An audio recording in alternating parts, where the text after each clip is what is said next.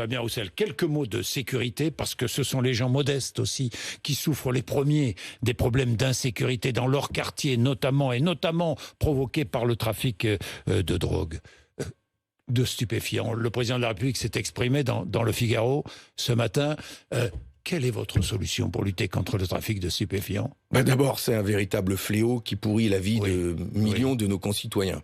Et donc, il faut des moyens. C'est la raison pour laquelle ce que nous proposons, c'est une véritable police nationale de proximité. Et nous proposons pour ça de créer un corps spécifique dédié à la police nationale de proximité, doté de 30 000 hommes et femmes, statutaires, dédiés à ça. Voilà notre proposition que je vous fais ici. Nous, c'est 30 000 hommes et femmes dédiés à la police de proximité pour lutter contre tous ces trafics.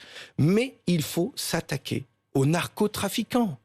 Il faut s'attaquer aux gros. Ce que le gouvernement, reconnaissons-le, a commencé à faire en envoyant dans certains quartiers pour essayer de démanteler ces trafics. Mais vous savez ce qui se passe, c'est que le lundi, le trafic est démantelé, le mercredi, le trafic a repris. Mais oui, mais moi je vous parle pas il faut s'attaquer aux petits trafiquants, ceux qui pourrissent la vie du quotidien. Mais moi je vous parle des tonnes de doses de cannabis, de cocaïne qui sont pris à Marseille. Ils n'en ont jamais récupéré autant. Le trafic arrive comme jamais dans notre pays, il faut y mettre fin. Les narcotrafiquants, la mafia, là, il y a une sorte d'omerta dessus, on n'en parle pas, hein.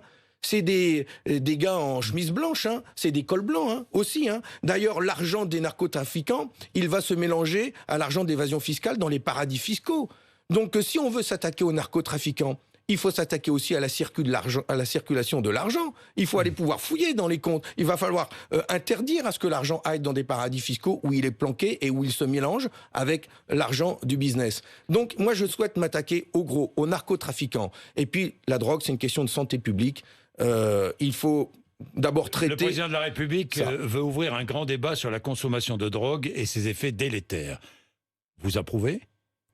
Oui, bien sûr, mais c'est pour ça que je vous dis que c'est une question de santé publique. Et donc, les jeunes, aujourd'hui, qui se font arrêter par la police, ils ont une amende de 135 €. Moi, je souhaiterais plutôt qu'on les accompagne, qu'on leur oblige d'avoir un suivi de santé.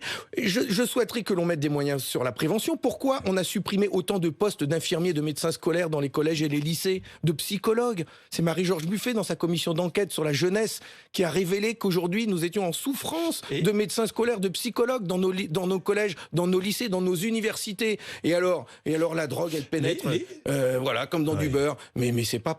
On a besoin de les accompagner.